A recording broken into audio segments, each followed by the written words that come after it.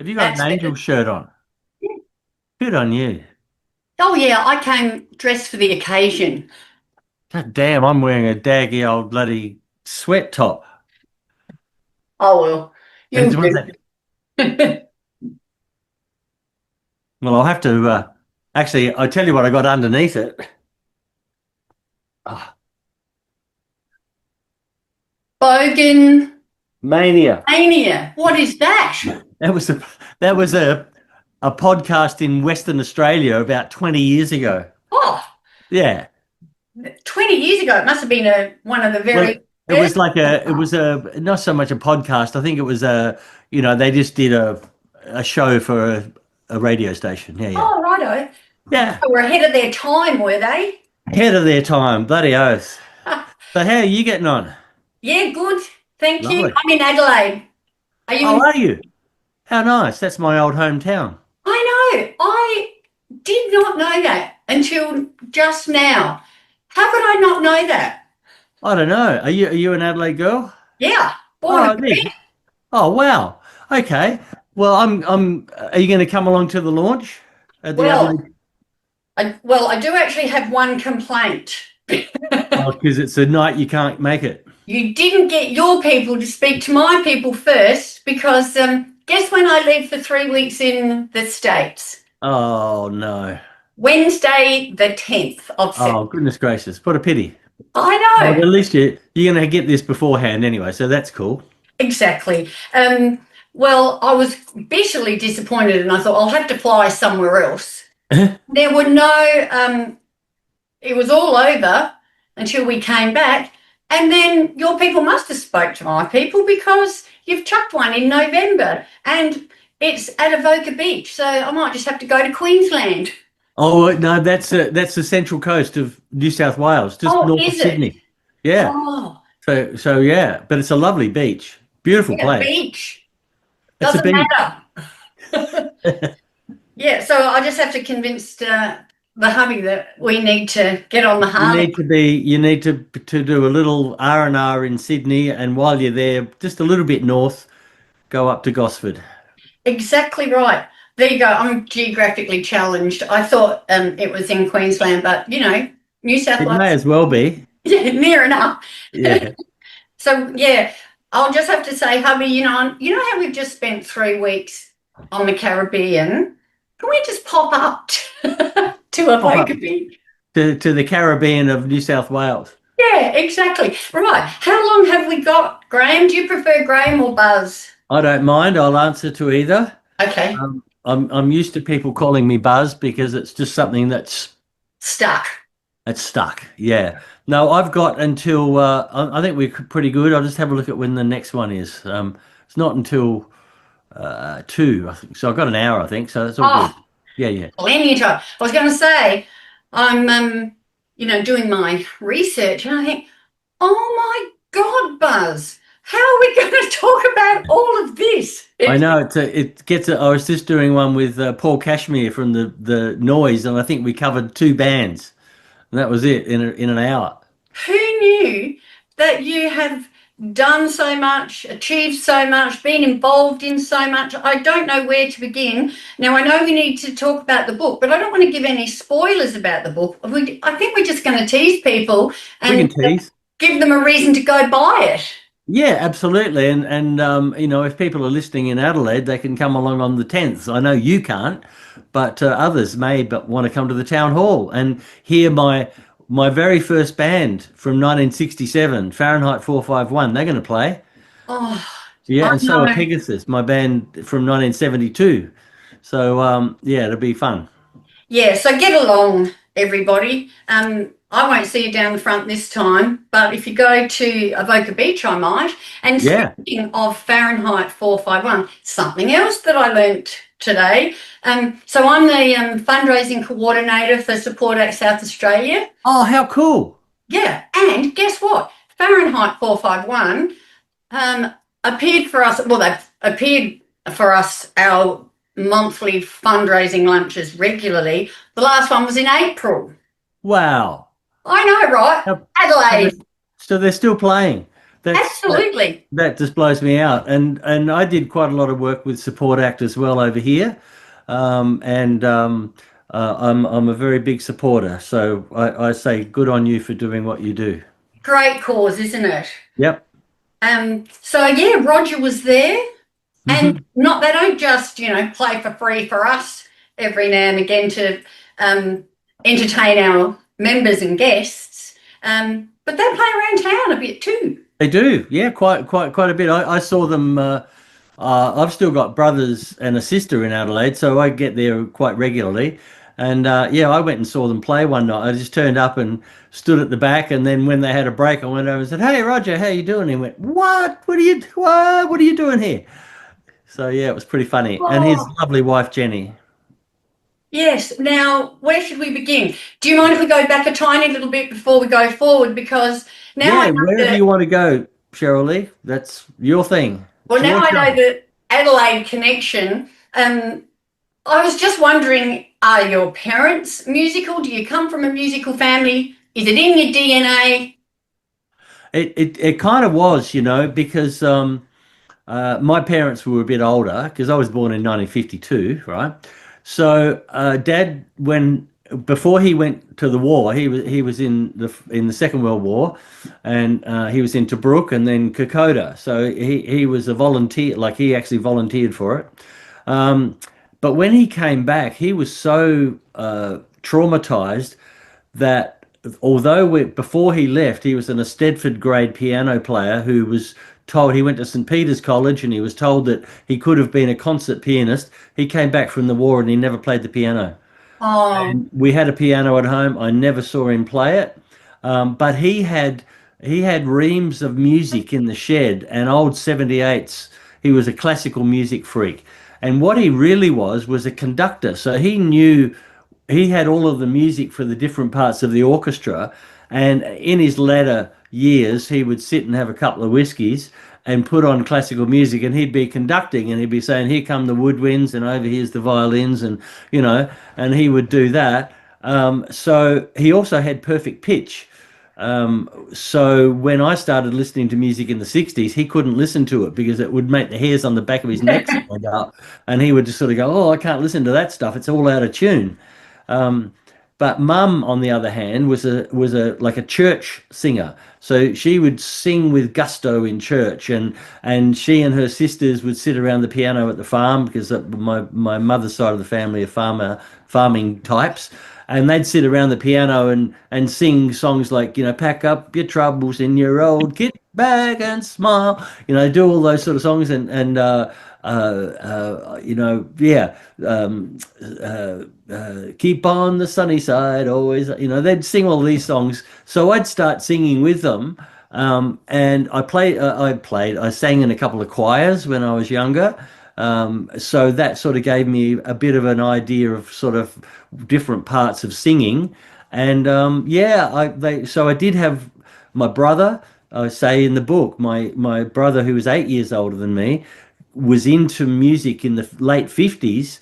So Lonnie Donegan, Johnny Cash, Buddy Holly, Elvis Presley, all of these seminal artists that sort of people in England quote as being the records that they listen to. yes. So I was listening to the same things when I was 8 years old. So I had a beautiful intro into music, into popular music, and it just continued on.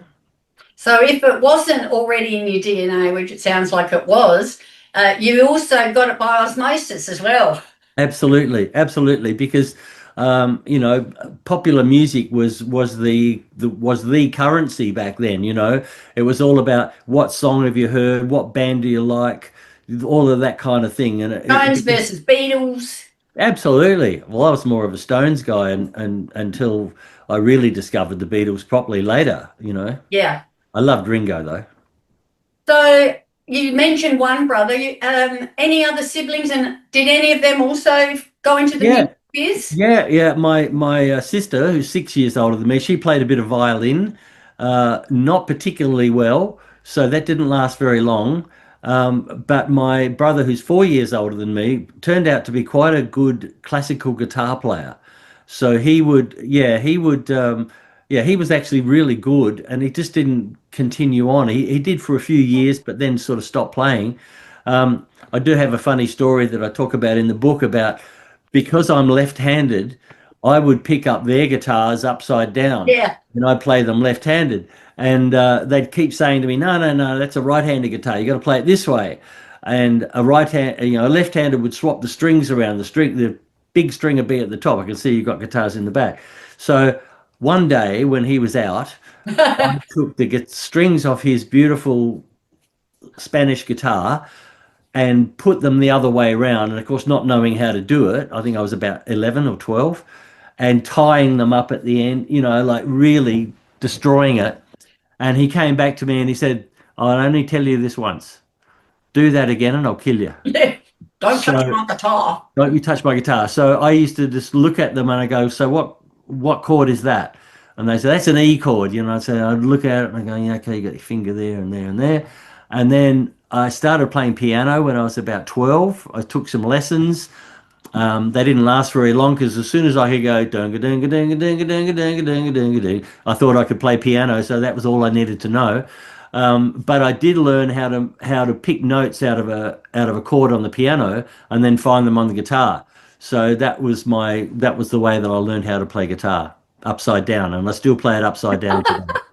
Really? Yeah, I didn't one know. of the records, like Sounds of Then, the GANGgajang song, there's 8 of my guitars on that, and they're all upside down. So I hit the top strings first, and I don't really hit the bottom strings that much because they're down the bottom. And they sort of work with my hi-hat.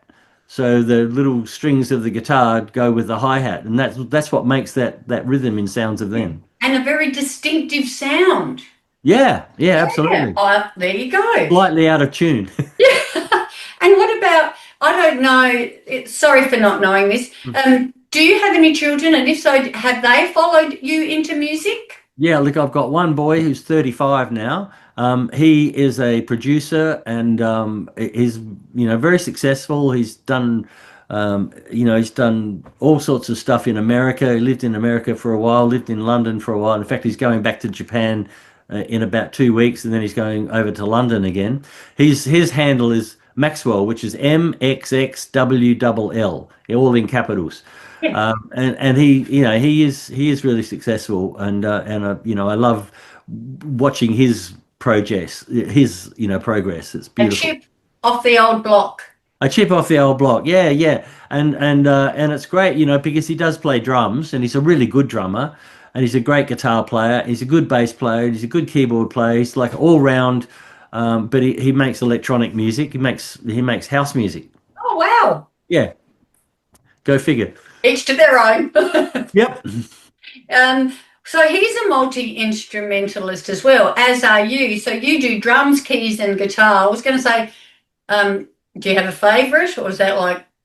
Well, I think, I love playing drums because that's what I started playing, right? So I just love playing drums. But as far as I think being able, it's very hard to sit down and just say, "Hey, have a listen to this song," and sit down at the drums and play that. So, Yes. I needed to be able to play some guitar, and I do like playing the piano. And I think had I been a little bit more had a bit more forethought when I was 12, I would have actually studied the piano a lot more because it took me another 20 years really to get to the point when I was about 30 when I really said to myself, I need to know more Yeah. about music. I need to know about how it's put together. I need to know because I started producing records and I'd be working with people who were really good players, right? And I felt like a bit of a goose, because what chord is that you're playing? Have you ever tried playing a G major seventh? And they go, "We are playing a G major." Yeah. Oh, really? Okay, cool, cool. So I needed to learn more about how it was put together, and I did that really by osmosis. I did that by watching other people play, asking dumb questions and just trial and error, really. Yeah. Yeah. Well, I mean, apart from the obvious musical talent, you're a multi-instrumentalist, as I mentioned, songwriter. You've also been a music producer, a session player for everybody. Who's everybody? Everybody wants to play with you, don't they? Yeah, I was lucky. You see, I was around at a time when they didn't have drum machines. In fact, I bought the first DMX drum machine in Australia, but we're in at a time when they needed drummers. And I was just lucky. I could play in time, and I could start at one tempo, and I'd finish at the same tempo. So I got lots of gigs. Yeah. And you've also done film music composing as well, which I didn't know about, and talent management. You're a one-stop shop. I've got a big hat rack. Yeah, I lots got of hats. this massive hat rack. Apart from being a member, a founding member in most cases, of three of the bands that absolutely shaped the soundtrack to our lives here in Australia, the Angels, the Party Boys, and GANGgajang. Like, what a Well, see, it's a pedigree, nice little trio. a Yeah, great pedigree. and very privileged and thankful that I was part of all of that. I wasn't the original drummer of the Angels, as people would know. There was a guy called Charlie King that played on "Am I Ever Going to See Your Face Again?" Yeah. But I joined the band 12 weeks after that record came out. So I think I played on the first four albums. So I think I can definitely say that I was, you know, one of the early founding members. Yeah, absolutely. Yeah. So what should we talk about? Like I said, Buzz, there's so much to talk about. Oh, here's a question that I wondered about. So you did mechanical engineering here at the At at SA, yeah. Uni of Technology in the 70s, and then you went to Europe. What did you Yes. do in Europe? Look, I went over there with, I guess, open eyes, and I just thought, well, I'm just going to see what's happening over there. And I had a few friends who were over there as well. They'd made the trip, so I really looked around at as many bands as I could see, and I saw the Sex Pistols play at the Marquee Club. I saw the Stranglers. I saw Ian Jury's first band. I saw like all of these different bands. Lena Lovitch had a band called Diversions. Um, so I saw all of these bands, and I saw big artists as well, Neil Young and Queen, and I saw Queen in a 3,000 seater, which was pretty wild. I saw Little Feat and all sorts of bands, and um, I just sort of was looking around and enjoying, what was going on, but I didn't really have a lot of money. And as it was in those days, people would say, "Oh, well, you can just get a job." So I got a job in a bedding warehouse, just near Waterloo, and it meant that I had to go there every day, which was a bit of a drag, because what do you do? I got to go there every day. Come on. So we worked out this. The boss of the place he really liked Australians for some reason, probably because we did the work right. So we devised a thing between three of us that we would share that job. Way back in the 70s, we You had were ahead of your ahead time. of our time, shared position. So, I'd work for a week and then I'd take a week off, or somebody else did, and then another person would come in. So we'd do this rotation kind of thing. And just when I was thinking to myself, well, you know, I've either got to buy a drum kit, because the first thing I bought when I got to England, I bought a guitar, an acoustic guitar, which I still have. It's right here somewhere. An acoustic guitar, a 4-track tape recorder, 4 microphones, and that was it. And and I was thinking to myself, now if I want to be a drummer, damn, I'm going to have to buy a drum kit, but then I'm going to have a car to move it around in. So I was trying to work out, what am I going to do? And this band turned up in London called AC/DC, and I'd known Bon from Adelaide. Like he lived in Adelaide for a while, and I knew him Yeah. not that well, but well enough that at the end of the show at the Red Cow, their first gig in London, I was able to walk up to him, and much to the surprise of the people that were there with me, I just said, "Hey, Bon, how you doing, man?" And he said, "Hey, yeah, good, good, good. What are you up to?" And I said, "Oh, look, I'm just hanging around here. Do you want to have a sesh?" "Yeah, cool." So we went back to our place and smoked a bit of pot, drank a bit of whiskey, had a few laughs, and he said, "So what are you doing? What are you doing?" And I said, "I don't know. I'm out of money. I'm working at a bedding warehouse." He said, "What? You're not playing?" And I said, "No, I don't know what to do." And he said, "Well, you could do worse than go back to Australia, start a band, and tour around Australia for a while." He said, "Because there's gigs everywhere. We're playing 5 nights a week over there." And he said, "That's what we have to do. AC/DC will have to leave London, go back to Australia, do a tour, make some money, and come back again." So I thought, well, I was been away for a while, and I thought, look, I'll just go back home and say hello to everyone. I knew how to make a bit of money quickly, which was my uncle had a lawn mowing business that he was always happy to get me to go do, and it was good. It was cash money, right? So I went home and I started doing that. And after I'd been home about, I don't know, 3 months, I suppose, Robbie Robertson, who now runs the Theberton Town Hall, he was my agent like way back, in the bands I was in. And he rang me up and he said, "There's this band from Sydney signed to Albert's, being produced by Vander and Young, and they're looking for a drummer." And I went, "Wow, that's cool." I said, "Who are they?" He said, "Well, just come in, come in. I'll introduce you." And oh, really? Okay. And I walked into his office, and there was John and Rick and Doc, who I knew as the Keystone Angels, Yeah. who used to be the Moonshine Jug and String Big Band. band. Now, when I don't know if you remember this, but you're probably not old enough, but the Moonshine Jug and String Band were really good. Like they were a great band, and I used to go and see them, as many people did.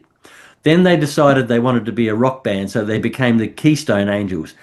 And I've got to say, they weren't very good. I don't know if anyone saw them, but they weren't very good because they were a jug band Mm. playing like 1930s jug music, and all of a sudden they were playing 50s rock and roll, which revolved around groove.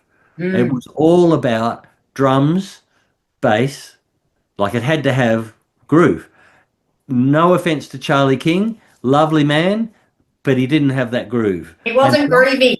he wasn't groovy. Doc loved him to death, was not a bass player, right? So they didn't have a rhythm section that worked. So they were a bit of a joke, to be honest. So anyway, I walk into the office and I go, "Oh, you guys, what are you doing here?" "Oh yeah, we're the band looking for a drummer." I go, "Oh really? Okay." And my friend Robbie said, "Look, you should just go and have a jam with them. Just go and have a jam. You can't, what's it gonna, just go and have a jam with them." Okay, so I go and have a jam with them, and they're really nice. I got on with them really well.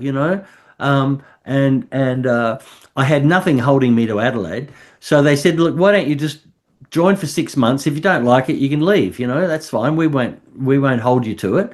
So I thought, okay, I'll go to Sydney, and if I don't like it, I can either join another band or I can go back. I had enough money saved up. I could go back to England or I could go to New York because I desperately wanted to go to CBGB's. I desperately wanted to go and see punk bands and Yeah. people like the Talking Heads and all that stuff, right?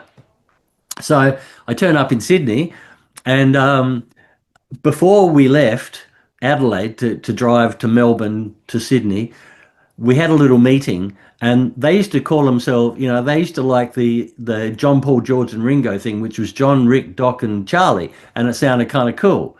But when they said Doc, Rick, John, and Graham, they Graham. called me Graham, Graham. And I said, "Yeah, well, like Graham Nash or Graham Gouldman, there's been some famous Grahams around, and I said, "But what about John, Rick, Doc, and Buzz?" And they went, "Who the hell is Buzz?" I said, "Buzz Throckman. That's who I am. You can call me Buzz Throckman, and you can say that Buzz Throckman has joined the Angels." And I had to explain to them that Buzz Throckman was a mythical character that was created in a stoned rave in Copenhagen in 1976, before I came, actually in 1975. And Buzz Throckman was this mythical character who was actually a Caterpillar tractor driver, with the cat hat and stuff. And when I told them that, they said, "Oh, that's really funny. That's cool. That's really cool." But what they didn't know is that I'd gone round to Chris Bailey's place because Chris Bailey, bass player, was my friend before I joined the Angel, before I left to go. And he said to me, you won't last a moment in that band. And he said, if you come back to Adelaide after leaving that band, people will think you're a band hopper. They'll think that you don't commit, you know. He said, your name will be Mud. I said, well, my name, you know, I haven't got a name anyway, so it doesn't matter. Who gives a shit, you know, it doesn't matter. And I joined the band, Buzz Throckman joined the band. And after we recorded the first lot of demos with Doc playing bass and me playing drums, I had a heart to heart with Doc, and I said I was living at his house, and I said, "Mate, I've got to tell you, the bass playing, the drumming, it's not working, you know." But I said, "You studied drama, you know, you're an actor. Have you ever thought about being out the front?" And he said, "But who'd play the bass?" I said, "I know who I can get to play the bass." Chris Bailey. Because I'd already spoken to him about it.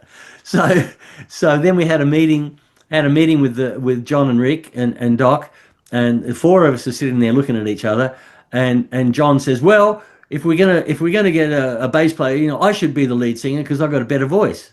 And I said, "Yeah, you know," and John admits to this, "You might have a better technical voice, but," I said, "you don't look like that guy." No, you're a front man. This guy's 6'4". He's handsome as hell. He's got a beautiful voice, And stage presence. and stage presence. So for front men, and he said, "So who would we get for bass?" And I said, "Chris Bailey." He said, "Chris Bailey's never going to leave Adelaide to join us." And I said, "I think he will, because I've already spoken to him about it." Yeah. So, you know, I got Chris into the band, and I must say, it was probably the best decision they ever made to do that, to put Doc out the front and to get a bass player, because not only did we have an amazing rhythm section then, we had a guy out the front that was second to none. Yeah. Oh, absolutely. I think you said that he is the best. I think Doc, I've said Yeah. Doc is the best. Best front man you've ever worked with. I think so, you know, because of what he brought, and the second best was, I think, was Shirley Strawn, who I loved, and JB, you know, Jimmy Barnes is a great front man that I've worked with, but yeah, Doc just had this special thing, and The X factor. an X factor. Yeah. And just that charisma, you just couldn't take your eyes off him on the stage. That's it. Yeah, and that's what you want in a front man. Yeah, exactly. Well, I was going to ask where Throckman came from, and you've answered that one. I've answered it. Yeah. So I will top and tail this with a lot of this information that I have about your history. We're probably getting close to using up my time limit. Was there anything in particular out of all my pages that you would like to touch on during our interview, Buzz? Yeah. Look, I guess one of the things that I point out in the book is that I'm so proud of all of the music work I've done. I mean, that's, you know, it's, I'm very proud of it. But the thing that I'm most proud about is the work I've done with the Jimmy Little Foundation and Uncle Jimmy Thumbs Up, because it's something that came out of left field for me. I never would have thought that I would end up doing that work. And it's been 25 years I've been involved in that.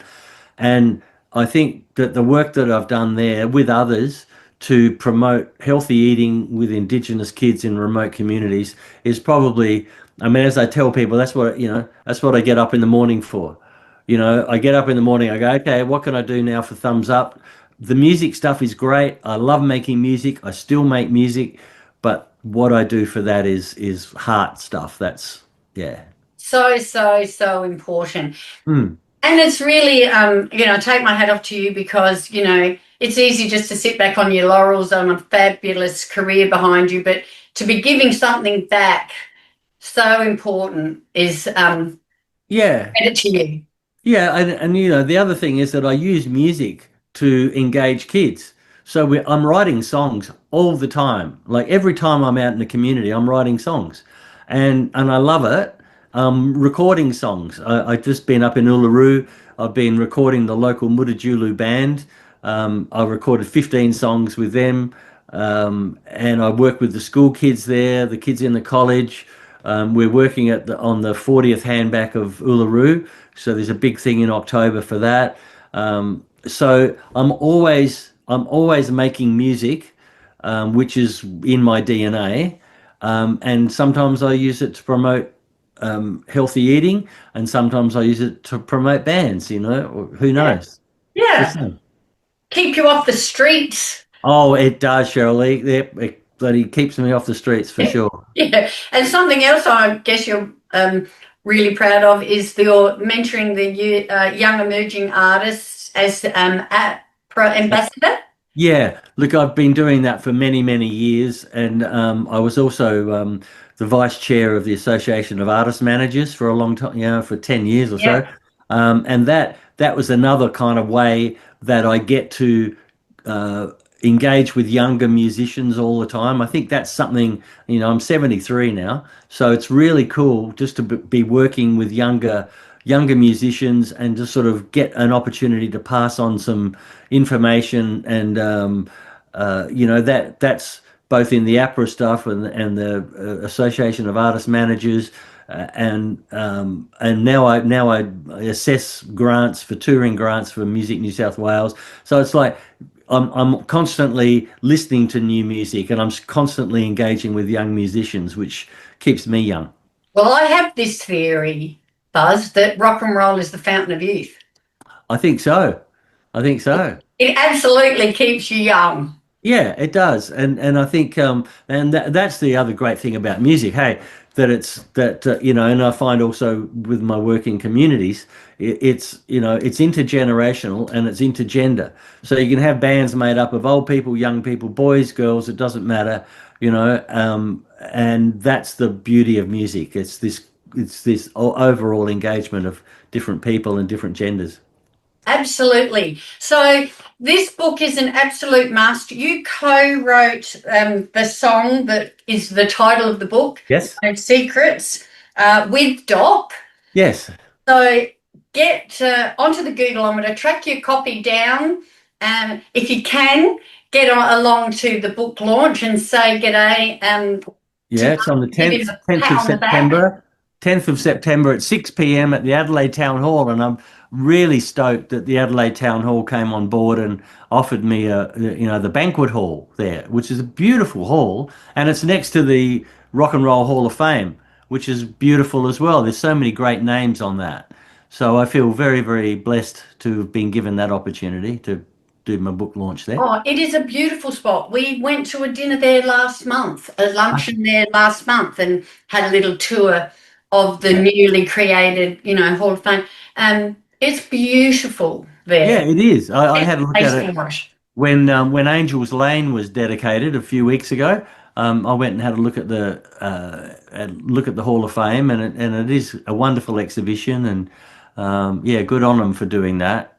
Yeah, Yeah. good So, on your work too for support act, I might say. That's really cool. I was a friend of Vinnie's and of Daisy's. oh, I knew them very, very well. They used to compare Fiesta Villa when I'd play there back in the 60s, goddamn 60s and yeah. 70s. They'd be the compares, and we used to have so much fun. John Vincent, he'd pick up his guitar. Oh God, did we have some laughs? Well, his Daisy's wife Annette is still on the committee with us. Yes, Yeah, yes, I do. Do say hello to her for I me, will please. do. Yeah. In fact, we have this fundraising lunch on the third Thursday of every month, 12 a year. So if ever you're in Good Adelaide, Thursday. anywhere near the third Thursday, please come along and I'd love to. join the committee table as our guest. We would love to have I you. would love to be there. Right, we'll put that in your diary. So, The third Thursday. yeah, every month. So you have worked with everybody, or everybody's worked with you, and I'm sure all of this is in the book. One that piqued my interest was Don Walker's The Suave, you know who's. Well, Yeah, I what say did that. you do? Yeah, big. Yeah. What did you What? do with them? Hey?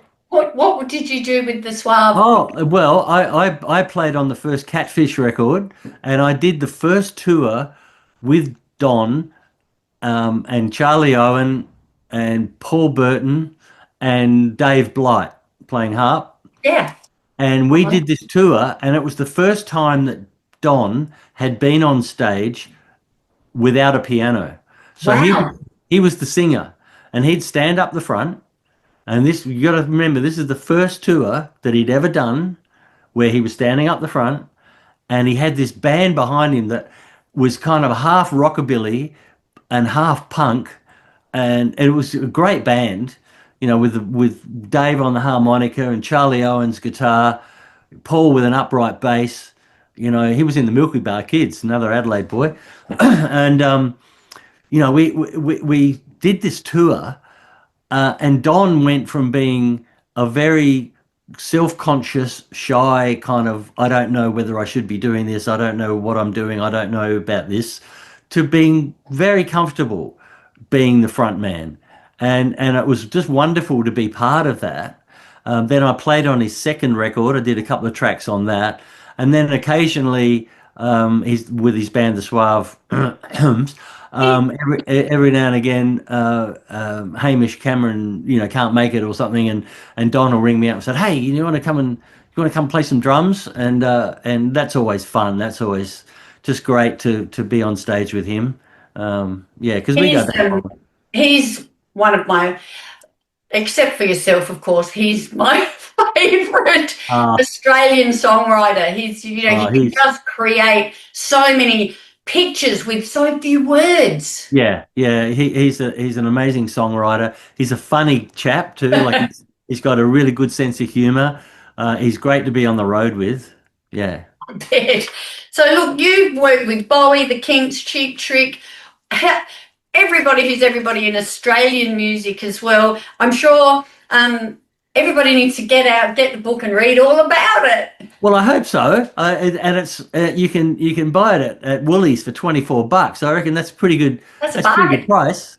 This is it, everybody. Oh, well done, Cheryl. Yep, that's it. No secrets. Yeah. And I love the cover, and I love what HarperCollins did a wonderful job with the photos. There's some good photos in there. There's me when I was 14 playing on In Time with Noel O'Connor, at the Largs Pier Hotel. There's all sorts of great photos in there. Oh, well, I thank you for writing the book. I haven't got onto it yet, but I'm going to be on a big, long plane ride. Well, that's a good book for that. And people who have read it say that it's not too hard to read. It's not too onerous. It's quite easy to read. So it has to be, because I'm a drummer. I have to write it. Left, right, left, right, left, right. Yeah. But I hope you do enjoy it. A lot people seem to be enjoying it, so that's great. And I really appreciate you doing the interview with me. Well, all the best with it. I know it's going to be a great success, and I look forward to seeing you down the front somewhere, hopefully. Oh, I hope so. Yeah, maybe at Avoca Beach. And do you go to Newcastle? Did I read that you go to Newcastle? Geelong? You go to Geelong, do you? Yeah. Oh, okay. Yeah. Beautiful. Well, I have got some lovely friends in Geelong, so yeah. They'll get to hear this interview. I'm hoping to get it done before I go away. Well, I hope so. Yeah, fingers crossed. I'll do my best. Thank you, Cheryl. All right, you enjoy the rest of your day. All right. I so appreciate you sitting with us this morning. Thank you. Bye for now. See ya. Bye-bye.